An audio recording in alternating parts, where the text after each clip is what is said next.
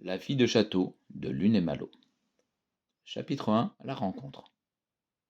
Cette histoire a commencé il y a quelques années. La petite Malo, originaire d'Orléans-Antibes, étudie à Angénial.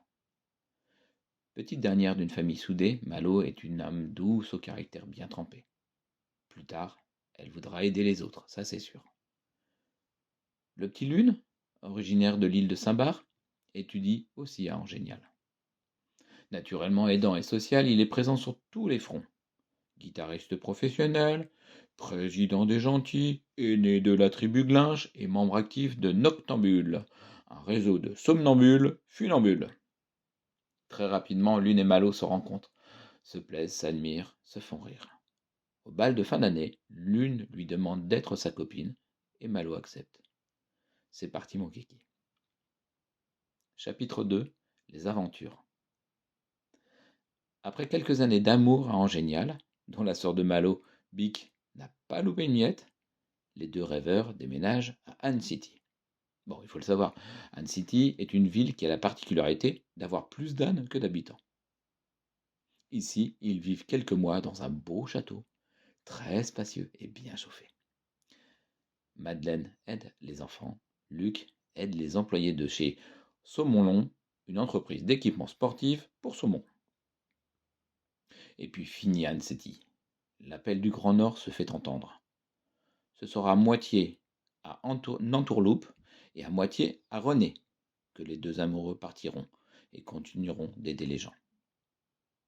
Malo a le projet d'animer un giga château pour les plus démunis et Lune conseille les un peu moins démunis, et notamment grâce à de jolis poèmes publiés sur le site Rumkedin. Ça y est, ils vivent dans la même ville, à Nantourloupe. Ils peuvent se projeter dans une vie remplie de rires, de pâte au pesto et de coloriage. Mais tout se bouscule. Lune est appelée par la planète Mars avec une mission, dans les prochains mois, la faire briller. Et en un claquement de doigts, Malo rejoint Mars, sa mère et sa bonne mère, à côté de son frère Maximilien. Sur Mars, comme toujours, Malo aide les gens, cette fois en leur trouvant un joli château propre et bien solide. Chapitre 3. La vraie aventure. Enfin tous les deux installés, à la fin de l'été, lors du tour de la Terre par Lune en trek, une grande nouvelle vient les surprendre. La vie leur offre une petite reine pour vivre avec eux dans leur château sur Mars. Toute la famille est aux anges. Malo, Lune, Thierryette, Stéphonie et Morse, Banny, Abel, Émile Zabor, Sophie G, Hugo, Bic, Bull, Diams, Maximilien, Joliette, etc., etc. Voici les premiers chapitres de la vie de château de Lune et Malo.